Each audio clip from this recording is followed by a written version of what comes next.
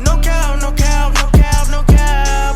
No cap, no cap, no cap. Yeah, no cap on that. Welcome back to the No Cap CapStar. You are tuned into the Flex. We are at our biggest, best opportunity, what called the Flex abilities, where we get to chop it up with people who are killing the game, whether it's on or off the field, on or off the boardroom, or on or off the stage. We got athletes, celebrities, and we got just the best of the best blowing the dust out of the Southwest. Today, we got my man, RJ Adams. RJ Adams, tell us a little bit about where you're from, what you do, and how you came about to where we at right now, and then we can get into the all of it. All right, yeah. What's up, y'all? RJ Adams. I'm from Woodbridge, Virginia. Hello.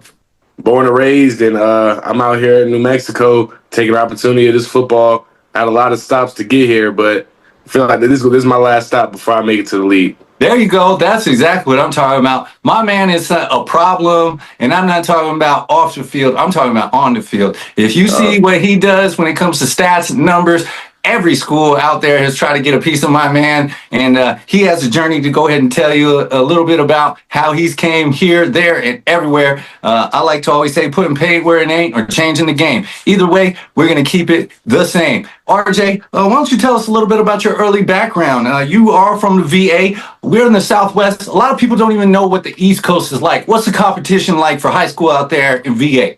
Yeah, man, it's bumped, man. Like I'm from Northern Virginia. We claim the DMV, so there's a lot of great athletes that come out of the DMV, and I feel like it's really underrated. Like I feel like you got to go see it. A lot of people will take the name of it, the sound of it. It's not big like Texas, Florida, Georgia, but once you come and see it for yourself, you're like, okay. And then even this past draft, there's more and more kids coming from our area, DMV area. It's on the map: basketball, football. Everything. The DMV is a problem. I mean, I have family from there. I think that's why we kind of had a connection when we passed by the first time. You know what I mean? But when you see what it's like out there, it is a totally different game. Everybody is hungry. Beyond hungry, starving. And so if they get an opportunity, they want to go ahead and take it. I love how you capitalize on your opportunity. You said you were out of Woodbridge Senior High School, and you were also one of the top highly recruited prospects. Why don't you tell us a little bit about that first time somebody came up and said, RJ, let me holler at you? Man, it's crazy because growing up, my parents didn't think I was gonna go to college for football. Okay. I in the back of my head, I knew I was gonna go to the league, but when I was young, I wasn't hungry. I liked watching basketball, playing video games. Once I got to high school, where I was still playing basketball my freshman year. Yeah. And my coach at my high school, Woodbridge, he and my dad coached me growing up my whole life. They had been coaching together my whole life, and I didn't go to their school my freshman year. So. And I was just having fun, man, basketball. And then later, going into my sophomore year, I was about 6'3", 240. So I was a skinny kid. I was skinny by then. And Coach G, my coaches, they told me I had a real opportunity to go D1 playing football. And I'm just like, we could try. I played football in middle school, but it's different. Like high school, I wasn't all in it until I transferred to the school, Woodbridge. And like as soon as I got there, the program, they just instilled in me that I wanted to go to the league because we had Deshaun Hand. He just signed with the Chargers recently from Woodbridge High School. So, that was the goal for me. So as soon as they told me I had the potential, I just took off, worked, gained a bunch of weight. And that sophomore year, I played for Woodbridge, started every game as a sophomore. We went 12-2, made it to the state semis and lost to the 3P and champions Westfield. There you go. So it was tough, but right after that, basketball season, I told you I'm still playing basketball. So, basketball season, and it's crazy how this world works. A coach came to the school, offered me ODU. That was my first offer, sophomore year. And it's crazy that same dude who offered me my first offer, I think that was year 2019. He ended up being the running backs coach at North Carolina A&T when I was there.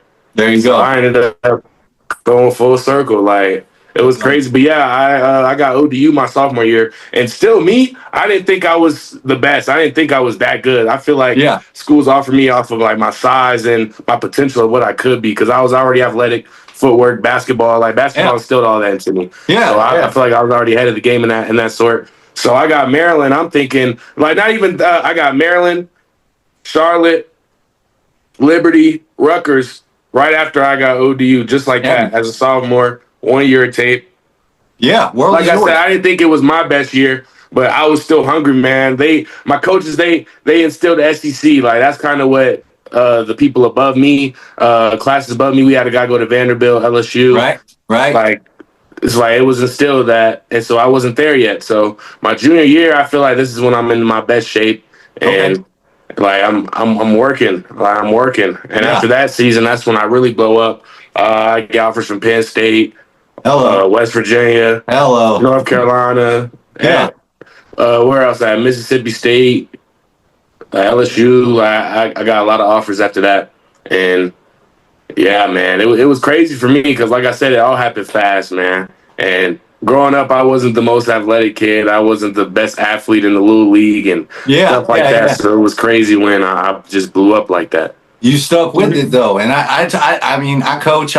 Teach a lot of kids. I teach them basketball. I teach them football. I tell them that they cross a lot, and I try to tell them Tom Brady was an excellent basketball player too. You know what I mean? Most people don't know that shit, but the best of the best play basketball and football. I don't know what it is. Maybe it's the competitiveness of the sports. I completely agree. But they if you really elite up there, you got both of them in your bag. So respect to you, man, my man. Along that respect, you said how you kind of started getting more notoriety, more accolades. You were selected for the Under Armour All-American game. How did that affect your mind state, affect your vision, and your next steps? You're like, wait, I could really start doing something with this? What was that like? Yeah, when I got that, I'm like, man, like all this is happening, like I said, so fast. So I'm getting these all scholarship offers. When the year before, I'm thinking, I don't know what I'd be doing after high school, what I'm going to do. I'm just having fun. But when I got the All-American gig, I'm like, man, they really see something. And this is when I'm kind of getting more of a confidence to myself because I told you, like my sophomore year, I was just coming along. I felt like I had an okay season and I got offered. But now coming in after my junior year when I got this, I'm like, man, like they see something in me. I can actually do something with this. And ever since I got that All-American, I'm like, I'm supposed to be in the league. Like I'm destined for the league. And that's where I got my mindset on, not knowing what was to come, the real world, man. I feel like I was living in a fantasy before then, like before I went to college, like all this time. And it was too good, man. And I got to college and the realization of how the world works and how it's a business, man. And it's cutthroat, man. Like you got to be on your P's and Q's at all times. And coming in with the All-American title on me, I'm thinking like I'm ahead of the game. Like Yep. But once you get to that level, I try to tell people, high school, there might be 10 people that are on your level. When you get to college, there might be 5 people that are on your level, and I'm probably inflating that number. But when you get to the next level, there's 1 or 2 that are on your level. So facts on what you're saying, though, you got to figure out a way to separate yourself because they're already looking for that 1 to 5 people that are on your level. So I appreciate you was on the radar there and that you made the changes. I'm going to talk a little bit about some of your college history, if you don't mind. Maybe you could just point out some of the best programs that you would like. I learned a lot of lessons from, and then maybe I don't want to say worse because I don't put nothing in a negative, but you learned a lesson from that program differently, if that makes sense.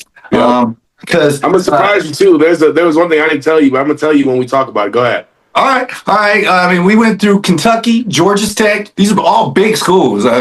Big schools. Anybody? Memphis, North Carolina A&T, and then we'll talk about the last one later. But I mean, what would you say your journey? Those are all massive stepping stones that everybody would have been privileged. But you have I could tell you the intel on each one of these, not in a negative way, but you know what I mean. You're just speaking on your experience. Let me hear about that a little bit. Well, man. Really, I didn't ever actually attend Memphis. I committed there. I committed there when I left Georgia Tech, and NCAA had called me a couple days later, and that was before they had made the transfer rule where you could just transfer as many times to a 4-year without your degree. Yeah. So I ended up going to JUCO. I went to JUCO for a year. So you got a totally different crazy journey than most of these other athletes right now. You're like, what? You got the easy route, bro. You can do it. That's crazy. So speak on that. Continue. Yeah, man. So I went. Well, I'll tell you how I got to that point, man. At Kentucky, I was at Kentucky, and it was a crazy experience, man. I'll never forget. Like the friends I made there, like being in college those first 2 years, it was crazy. And also that was the COVID year. Yeah. So we played a full SEC schedule. And throughout the whole COVID rules, and it wasn't real college, and people wearing masks, and like it's crazy, man. But just the level of football. Now that mentally, when I was there, I don't feel I was prepared for out of high school. When in my high school, it's like zone to the right, zone to the left. We're going this way, we're going that way. Yeah. Now we get to college, we looking at fronts, blitzes, all coverages, safeties, all type of stuff that you have to know. And that's the thing. I was playing left tackle in high school. When I got to Kentucky, they moved me to center, like immediately. That was my primary position at Kentucky was center. And center is who has to have the most brains on the line, make the calls, call the front, stuff like that. And 18-year-old me, I don't think was prepared to do that. I mean, that's facts, though. That's facts. I mean, when you're younger, you're figuring it out. You have an idea that sounds like a good idea. A lot of times that might not align with your immediate goals. And not so, meaning you don't see the long range of that idea. And so you be like, fuck that idea. I'm not down with that idea. I got to cut that out. I'm not down with that idea. But it sounds like you had some opportunities to not only capitalize on what am I going to do tomorrow, but have that reflection of, was that the best move? Especially with COVID, man. COVID was crazy. Yeah, man. Yeah, the COVID year didn't count for me. That was my first year there. And my second year there, it was crazy. Like, I got falsely accused. I was suspended for 8 months of the season. Me and my friends had went to a frat party, and they were calling us the N-word, and words was exchanged, and there was a big fight, man. That's why I got stories for days, dog. Yeah. They don't know all that, man. So a big fight broke out, and I got my car. I drove away. I'm thinking everything is cool. The next day, player personnel called me talking about RJ. Who did y'all jump? Like, what happened last night? Big man on campus. Yeah. Frat house on campus. I'm like, man, I ain't jumped nobody. I ain't got. We went to a party, came home, and they're like, who has a gun? Who got the gun? I'm like, man, I don't know nothing about no gun. Nothing, man. And they're like, you might as well tell the truth. Like, people get kicked out of school for stuff like this. Is like better to just clear up now than to be sorry later on. I'm like, man, I ain't into nothing. I ain't do. That's crazy.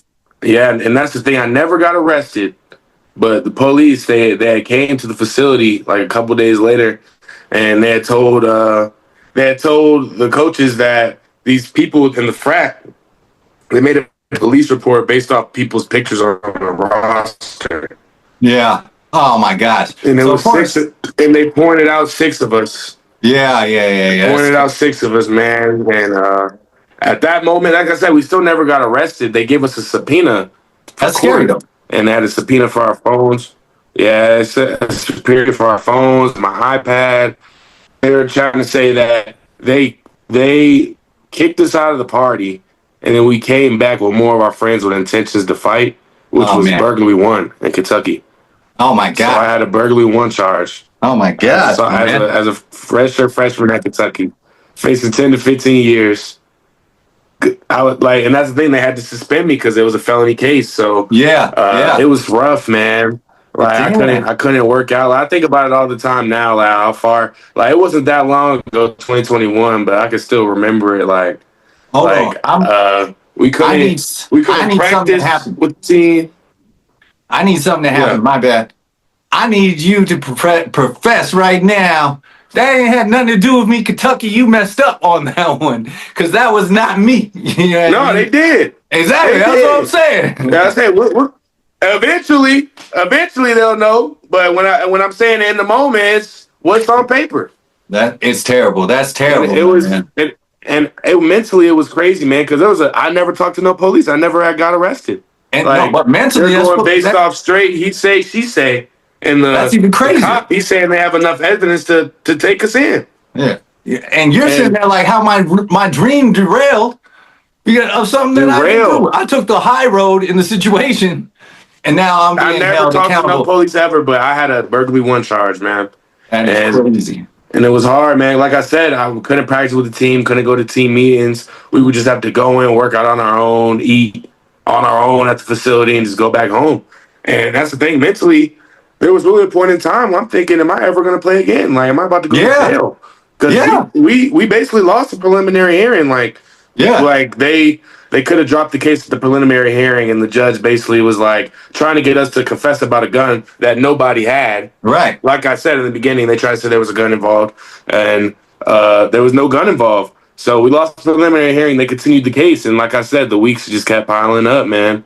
And it wasn't until I myself had to stand before a grand jury in Kentucky and talk to them, and they asked me my story and what happened, my point of view. And that's the thing, it was fabricated. What they said was on the report was something different from what everybody's story's saying now that we in the courtroom, you know? Right. And after that, like I said, this is 8 weeks into the season. This is my second year. So my redshirt freshman. After the COVID year, my first year that counts.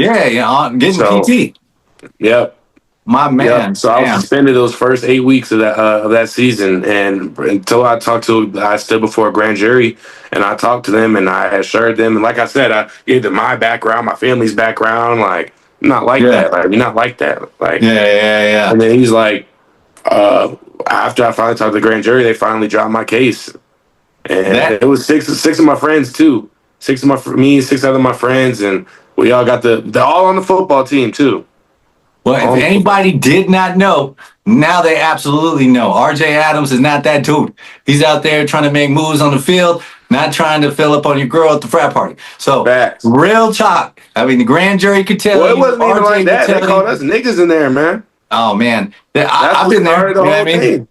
I've been there. I went to Portland State on the West Coast, and that was the most homogenous experience that I've ever had for people who want to go look that word up real quick. But I was completely in a culture shock when I got out there. But yeah, so there's certain things that will test you, that could derail your career, not even if you are involved. And I really like how you touched down real quick on the mental part of that, because that is just as hard, man. You're doing everything in your capacity right. And it almost is like the world is saying, no, you're not. And you're like, and that's man. The thing, man, it went crazy, Dan. Like, even my people back home in Virginia, it's falling back on them. They posted it on the Shade Room, man. They had like 8 million followers, dog. Okay, yeah. It was crazy, man. RJ killing the Shade Room. All right. That's what's up. But no, I mean, that's just how I try to warn athletes. My son, one night can change your trajectory forever. Ever. It was just it was just a couple a little while ago where it was the 4-year anniversary of it, man. I still think about that shit, bro. You know what's crazy? The cat who put the police report, whatever, he probably doesn't think about it not once. Don't even remember. Not at all. He was a new police officer in town then. Oh, man. Trying to make a name for himself. That's crazy. All right, so we going to accelerate and tell the good stuff, because you are one of the few that said adversity can't stop me. I'm going to go ahead and blast past that and keep doing what I know how to do best. So obviously you continue killing it on the field, said if I get another chance, I'm going to make sure that another chance is going to be more than what I had before. Why don't you tell us what happened after that? As far as after that, once I got cleared back to play, I was already behind the game, man. I missed so much time, and the season ended. Like my coaches, they tell me like they see the potential. Like if I could stay here and continue to do work, I know I could find myself a spot on the field. But they understood if I wanted to get a fresh start after something like this, because it was like that too, man. Like even going out in public after, I just didn't feel the same, man. Yeah, just being around. So I ended up hitting the transfer portal, but still I still wasn't in the right headspace at this time. And I went to Georgia. I went straight to Georgia Tech, and I feel like it was the wrong reasons. And that's the thing. I took a visit to Memphis first. Loved it at Memphis, and then I took a visit to Georgia Tech after that. And this is before the NIL This is before the NIL pop off. This is before right before that, 2022. Yeah. And they offered me a bunch of money and a car and some stuff I couldn't turn down. So I made that decision just willingly off that. Like, that's why I said I wasn't in the right headspace. I wasn't thinking long term. Just thinking what sounds good now. And I go there, and after a couple months, the coach there gets fired, Coach Collins. Oh man. Yeah. So after that, they bring the interim. The interim head coach steps up, and he basically has no loyalty to the promises that he made. Oh man. So I was in that situation, and then they act like they wasn't trying to play me on top of that. But I ain't gonna lie, my mental, I wasn't there. Like, I wasn't there mentally. Like, I wasn't going 100% in meetings, practice, because I'm like, they playing me. Like, I held at my end. I did what I was supposed to do. Now they ain't paying me. They ain't trying to play me. So I'm like, no, it's over with. Like I'm gonna bet on myself. I like I said, I wasn't in the right headspace. I made this move. I still had little connects under the table, and I wanted to go to Memphis. So I was like, I'm gonna go to Memphis. I'm gonna do that. Okay, so as soon as the season ended, I was only at Georgia Tech for a semester. Yeah. 2022 season. So I signed, I commit, I signed everything. Memphis is set to go. And then NCAA calls me and they're like, the rules is you can't transfer to another 4-year unless you graduated. So I'm like, man, either I can go back to Georgia Tech or I got to figure something out. And I told you that it was a new coach now. Yeah. So it was a new program. Like, it wasn't, he brought his guys in, had to, do what he had to do. So I got the short end of the stick, and I'm like, what the fuck? Like, what do I do now? Like, so I ended up going to JUCO, Lackawanna, Scranton, Pennsylvania, where they shot The Office at. That's that Electric City, man. Like that. Now that is really truly where I became humble. I had the big head going into Kentucky. Okay. I had the big head going into Georgia Tech, because I'm like, this is a step down. Like, I was good at Kentucky. I can be good. I'll be the man here. Not knowing, like I said, it's so much more than just what you do on the field that goes into you playing at this level. Yeah. And a lot of people don't understand that. Like, you could feel like you're better than the next guy, but if he's doing A, B, C, and D right, they're gonna go with him. Yeah. And I said, as a young guy, I didn't fully understand that, and I would just get fed up with not playing in that moment. Right. And like, that's why I had to mature. Going to JUCO, it was just like a game changer, man, because going to Kentucky and Georgia Tech, I'm living in my own apartment, doing my thing. I go to JUCO, I'm living in a dorm room with 5 people, separated by bed sheets to get some privacy in there. Yep. I'm like, the sheet. But someone put the sheet up. Yeah. Put the sheet up in the ceiling, man. Yeah. So I do have some bad news with that. This shit has been going good, but we got 10 minutes left on what we're going to post. So don't worry, I'll cut that out. But your story's been no. This has been amazing, because I don't think anybody speaks on what you're speaking about right now. Yeah. I mean, everybody's story is always kind of like more happy-go-lucky. Oh, I did this, I did that. You're one of the people to hear like, no, you're not allowed to transfer. And now 2 years later, it's a totally different thing. So that's why I think your story is great. I lost years on my title, and that's before NIL. That's what I'm saying. I was missing out on money, opportunity. That's missing out, man. Yeah. But like I said, you can't look back. Like, everything happens for a reason. I just take a step forward, because like every day, this is what I got left. I got to do what I got to do. You got to evolve with the game. The dream was the league, and it still is. Like, no matter what, nothing comes my way. Like, I know I'm gonna have my opportunity there, and when I do, I'm gonna show out. Absolutely. I think if God didn't have that on your plan, you wouldn't be playing this fall. That's what I have to say. God still says, you got one more opportunity, my man, to shine, so go ahead and be as bright as you can. And I believe in that. How did the relationship with UNM start to come about? Did you, who'd you know, man? JUCO made me into a recruiting monster, man. Like, there you go. I tell you, it was humble, because like, I had all these coaches recruiting me out of high school, so they all followed me on Twitter years ago. Yeah, they still follow me. And I went from them blowing up my phone, texting me, and me not texting them back, to I'm sitting in JUCO trying to send them all my film, like, hey, remember me? They didn't respond, and they ain't texting back. I'm washed up. I'm old news, man. So like, just I was shooting my shot. That's all it was. Right. I got the film. I started 12 games last year at A&T. And I played every position. Like I said, I played center at Kentucky, center and guard at Georgia Tech, introduced a little bit of tackle. Yeah. And when I went JUCO, I played that whole season at right tackle. Yeah. Just to help the team. Just to help the team with what they had. Me being like athletic enough to play tackle or whatnot. So I played tackle, and that's the thing. North Carolina A&T recruited me, and they put me at tackle as well, even though I ain't played that since high school. Right. I played it. I started 12 games, and like I said, I got my film from that, and that was the goal. Ever since I go JUCO is to get back to where I left, try to SEC Power 5. Yeah, so, yeah. FBS, be able to be in the game. I wanted to be in the game. Like, I want to get paid. Like that's what I was looking for, and hit the portal from A&T. So, so when I have A&T, the first notice I was getting was a lot of CAA, a lot of FCS. But I was, like I said, I was still shooting my tape. I was shooting my tape out. I hit up Coach Booth, the O-line coach here. He hits me right back, man, and was like, "We like it. Like, when you want to come on a visit?" And I'm like, "Yeah, for sure. Like, definitely, I would love to. Like, this." Yeah. I thought the opportunity was for me. There you go. Came out here. Never been to New Mexico before. Never been to Albuquerque. Never really been on the West Coast. I was going to Cali when I was a baby, my folks, but never past that. So I feel like you muted. I can't hear. Hold on, audio. We ain't got no audio. Damn it! I don't know what's going on. Can you hear me? Yeah, I can hear you now. Okay, it just got super quiet on your end, so okay, that's all right. I'll figure it out. We can get through it. All right, perfect.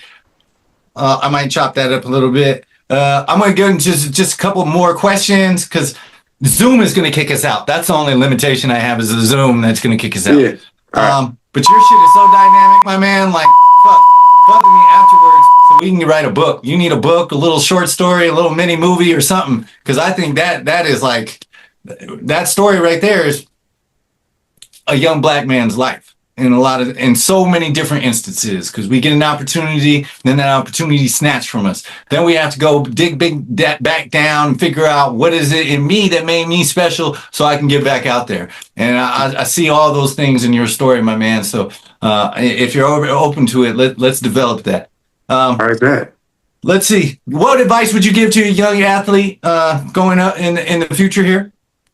Stay humble, man. Stay humble and work, man, because like I said, you could think you the best and you get to this level, man. Everybody's athletic, man. Everybody's strong. You the man in your city. You're not the man in this city until you prove yourself. And don't be comfortable, man. Like, things change every day. Like I said, things change every day in this college aspect, in this football aspect. It's a business, man, and just be a businessman about it. Like, do your job. Take care of your business, or you're gonna regret it later on. Like, absolutely, the playbook, the level, like I said, going to this next level, take the playbook serious, the drill serious, the details of what your coach tells you. Because like I said, all that is going to play into you playing, not just, am I good? Am I good enough to play? Thank you, my man. I mean, that's facts. That it really is what it's about. A lot of the youth, you made an appearance in one of my small squads. I really appreciate that. They talk about it to this day. And one of the things I tell them every day at practice, who wants to be at practice? And sometimes they go like, and I'll be like, remember the other people? They don't want to go to practice every day either. But that if you want to get there, you got to put in the work, my man. Yes, sir. So, again, I always appreciate that. The draft was this weekend. We've already talked about the next aspiration for you is the draft, obviously. Yep. What were your thoughts on the draft? How did you feel about that? Did you have any homies in there? What was going on? Man, it's crazy. Like I said, playing in an All-American game, I've been watching guys get drafted years since like 2022, 2021 that I played against. So it's like, it's humbling, man. It's like you can't compare though. That's the thing you can't do because like that's mentally that's where you go wrong. I can never compare. I can just be happy and know that I competed with these guys. Some of these guys I say different things than others. Like I get this guy to work, so I know when I go out on the field I can work any of these guys. You know what I mean? Yeah. But like I said, I just be happy for them, man. It's life changing. Like I said, when I get my opportunity, I'm gonna make the best of it and I'm gonna take it. Absolutely. Well, I really appreciate all your time, RJ. I think you have a very dynamic story. We know where we're going to catch you on Saturdays. There's two little games I like to play at the end of all my interviews. I like to do sit, start, and bench. And then that transitions into a little deeper question. And then lastly, what we're going to fall out at or where we can catch you at in the future. But sit, start, and bench. Maybe not you, but if you was a youth, would you be a politician, a doctor, We're gonna stick with that football so we can get it on the field. What you want to do? Football, man. Football's always been the goal. So we said it was start. What are the words? It's start. So football will be start. Yeah, football start. So then sit and my bad. It's sit and trade. So trade. So the doctor could be either the sit or trade, and then the politician, get that out of there. I ain't really messing with that. Yeah. I'm gonna have to trade the politician. I that's just not me. I like to speak and put my word out for what it is, but the politics, it's too much going on for me. Right. I feel like too much going on for me. So definitely the football doctor. I love helping people. So if I know the knowledge of what I could do to help in the doctor's office, I definitely would have that as a backup plan. Plus, they make the bank too. So I ain't tripping being a doctor. Hey, I see RJ for president in 2022. I mean, it has a good ring to it, or 2040. So, you know what I mean? Don't sell yourself short, my man. People gravitate towards big You never know. All right. Now, same question, but on the field. What would you tell an athlete or your young 18-year-old self? And that could be like party, practice, and discipline, or something to that effect. What's the start? What's the sit? And what's the bench for a young RJ in his career? Start learning the plays and being committed to the grind, being committed. Okay. Like knowing, like being where you're supposed to, on top of everything you're supposed to be, being a man, becoming a man. Hello. Learn to become a man and take care of your business. Even when you don't want to. Take care of your business first. The party and stuff, that stuff's always going to be there. Always. No matter. Trade that. Trade it. 18-year-old me, it's the first time I'm away from here. I'm having a blast, man. So I'm like, but I'm 23 now. Like the same Fridays, Saturdays come the next week, man, as they did when I was 18, man. So there you go. And then I said we can catch you every Saturday crushing it on the football field. I hope to catch you this time next year, giving your first post-draft interview. Yeah. Right, but where else can we catch you? What other things you doing? I know you kill it in the community, my man. That's another reason why low key you don't even publicize that, but you all about that community. Where can we catch you? What else you got going on? What else do you want the world to know about RJ Adams? Well, man, like I said, I'm enjoying this football. I want to get into like the streaming and content. You know, my main man Nev, ever since I started hanging with him, he's been showing me around this